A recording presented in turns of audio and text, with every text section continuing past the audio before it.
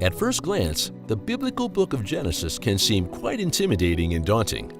It begins with the remarkable account of the creation of the universe, seemingly out of nothing, followed by a series of captivating stories, including the origins of sin and death, a planet-wiping flood, the confusion at the Tower of Babel, and many more.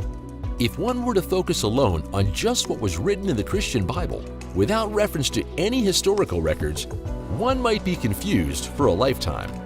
If you take a step back, you'll observe that there seems to be more to this opening book of the Christian Scriptures. How did Genesis come to be? After all, someone had to write it down.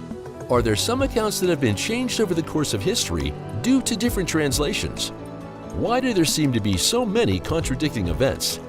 Get prepared, as you're about to be blown away by the hidden account of the universe that existed long before Genesis 1. How man was created, why he was created, and the truth behind the serpent. Ready? Let's dive into the untold truth of the book of Genesis. What many people know about the creation story came from the Bible. However, the origin of life and earth didn't start in the first book of the Bible.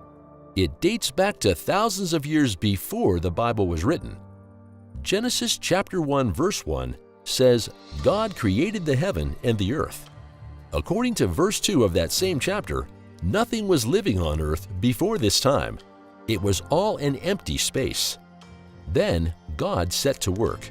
By the word of his mouth, he created light and separated it from the darkness.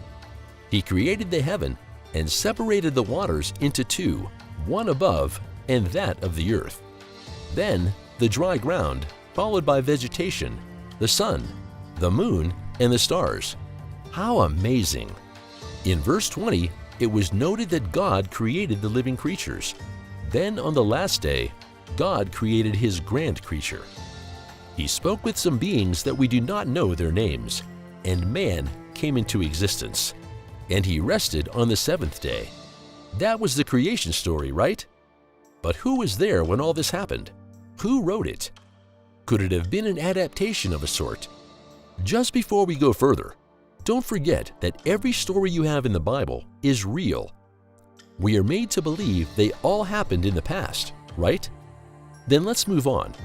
Many scholars believe that biblical stories were carved out of an ancient Eastern myth, which shed light on how the world was created. According to the Mesopotamian myth, the creator of the world was Mami, Enlil, or Marduk. However, in Egypt, some believe that the creator of the world was Atum, while others believed it was Ptah. And when you read the Bible, you'll discover more than one creation account. What you have in the book of Genesis differs from the account in Psalm and Isaiah, which has led many to believe the creation of Adam and Eve happened after a primordial battle between God and some beings known as Leviathan. You can find that in Psalm 89, verse 9, "You rule over the surging sea. When its waves mount up, you still them. You crush Rahab like one of the slain. With your strong arm, you scatter your enemies." Or Isaiah 51, verse 9, "Awake, awake, arm of the Lord. Clothe yourself with strength. Awake as in days gone by, as in generations of old. Was it not you who cut Rahab into pieces, who pierced that monster through?" This begs the question, who was Rahab, and what monster was the prophet Isaiah referring to?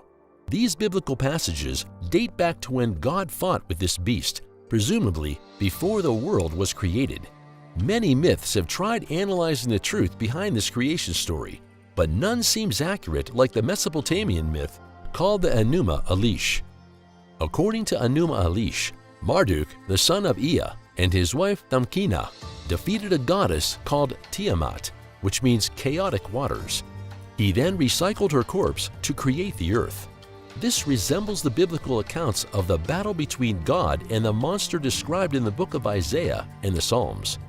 But wait, what does Enigma Elish mean? It means when above. Though no one knows when the Enigma Elish myth was written, the version from the Archaeological Library of Ashurbanipal dates back to the 7th century, while many agreed it was originally written in the 2nd millennium, long before the composition of the Bible. If you can lay your hands on this historical account, please read it.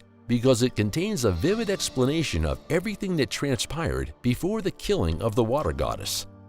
Now, here are the facts that show the similarities between the Enuma Elish and the Bible's creation account. The Enuma Elish and the Bible agreed that the earth was flat and filled with water.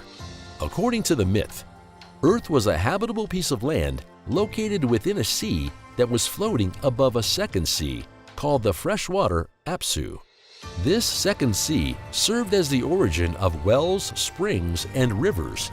On the other hand, right above the earth was a vast expanse of space called the sky, with its rims touching the earth's surface. The gods lived somewhere above the sky, or sometimes between the sky and the earth. The biblical sequence of creation was also very similar. Both agreed that the earth was formless and empty. Genesis 1, verses 6 and 7, Enuma Elish 4, 137. The sky was likewise similar. Both agreed it was created amid the water to separate the earth from the skies. Similarly, two lights were created to separate the day from the night. Their main function was to provide light and give a sense of time. Genesis 1, 5, 8, 13, and 14. Enuma Elish 1, 38. 5, 12, and 13. God consulted some beings before creating man in the book of Genesis. The same was recounted in Enuma Elish, Genesis 1, 26, Elish 6, 4. And lastly, as God rested after the creation of man, there was a notion of divine rest also in the Elish. Without a doubt, the English Bible has a lot of correlation with the Mesopotamian creation myth Enuma Elish. The only difference is that Enuma Elish was written and documented before the Bible. Can we say the Enuma Elish served as the framework for the creation story in Genesis?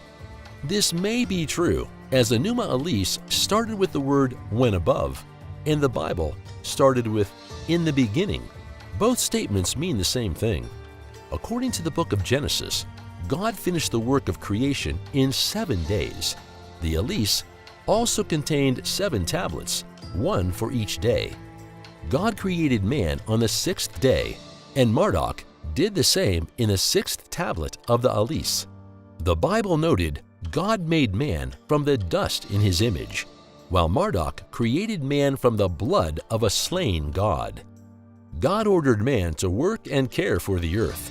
Marduk gave the work of the gods to humans so that the gods could rest. You might be wondering how there could be so many similarities between the two accounts that are thousands of years apart.